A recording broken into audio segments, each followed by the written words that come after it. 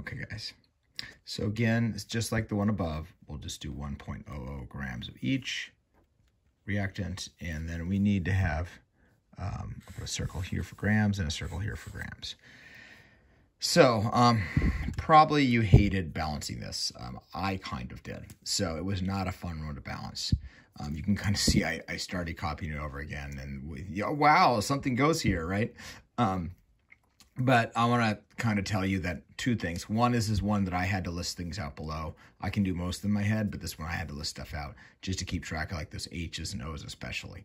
So don't be afraid of doing that. Again, you can erase it afterward and then put the stuff below it here, or I can rewrite the whole thing, whichever makes more sense to you. Okay. Now, as some hints on this, remember that when you have a 3 here, that tells you there's 3 O's here and 3 H's. There's 3 of everything inside. So in this way over here, that means you have 3 O's, 3 C's, 9 H's. Remember, it's multiplied, okay? So, and that's probably the hardest part is adding all the things up right, okay, and keeping track of those. So, I'll point you in the right direction. So, the first thing that when you look them over, there's O's and H's are everywhere, so that's the thing you should balance last. You should focus on the B's and the C's. The B's are already balanced, but the C's are not.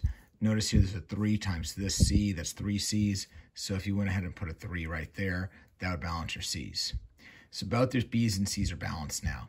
So then if you work your way through it, you'll realize you're short H's and O's, and the only way to add H's and O's to the side without screwing up the B's and C's is by putting a 3 right here, and that would balance the equation, okay? So that's kind of the way I worked and found my answer there. So hopefully that helps. So I'm gonna go ahead and copy down the molar mass for each of these things. If you've been listening to all the videos, I can give you a little secret here. If you are really good at adding molar masses and you always add them up right and you don't ever make, oh, that's 0.4 there, and you don't ever make mistakes, there is a shortcut you can use that will not work on the test. The shortcut you can use that will not work on the test is you can type in any of these equations and just go molar mass and type in B, this, a bracket, O, C, H, 3, close bracket, 3, and hit enter in Google, and it will tell you the molar mass. If you're a person that is not adding them up correctly, don't do that, okay? Because you need practice adding them up correctly, okay?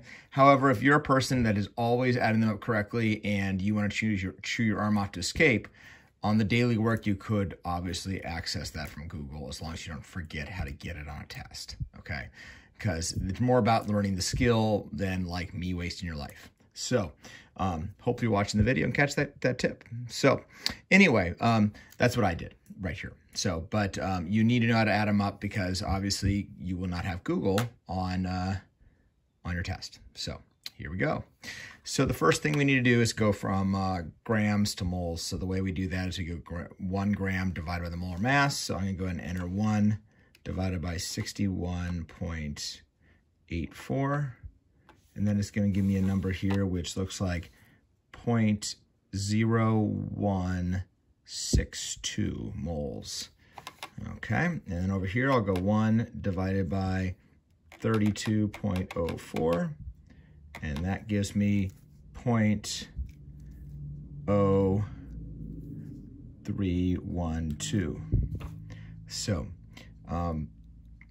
anyway, you can kind of see how I got those there. Now, the problem is, again, which one is the one we want to use? And that is the one that gets used up first. That's the limiting reactant, the one that gets used up first. So remember what we have to do is we have to add the limit below, limits, and then you go ahead and take the mole number divided by the coefficient. So this number divided by 1, super easy, 0.0162. And you take this number and then you have to divide by the 3. That one takes a little bit more. So divided by 3, and I am getting 0.0104, something like that. Okay, so it looks like this is the smaller number. Okay, so which at first it looks bigger, right? Oh wow, this is going to run out first, right? That's why these get used 3 times faster. So we're going to use this number right here. Okay, this is the one we're going to use. Okay.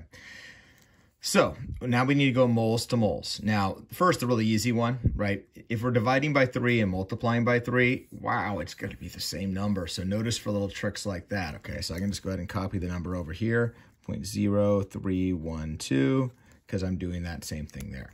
But this one, you have to divide by 3, and you have to multiply by 1. 0.0312 divided by 3, and that gives me the 0.0104 number we saw earlier down below here. So, okay, now we have to go down to our answer down below. The way to do that again is you take the number and you multiply by the molar mass here, which looks like it's 103.92.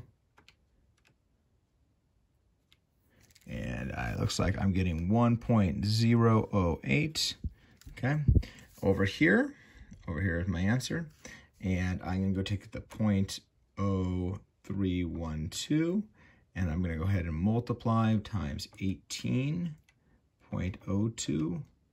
And it looks like I'm getting 0.562. 0.562. We'll go ahead and see if those are the right answers here for D on number 49.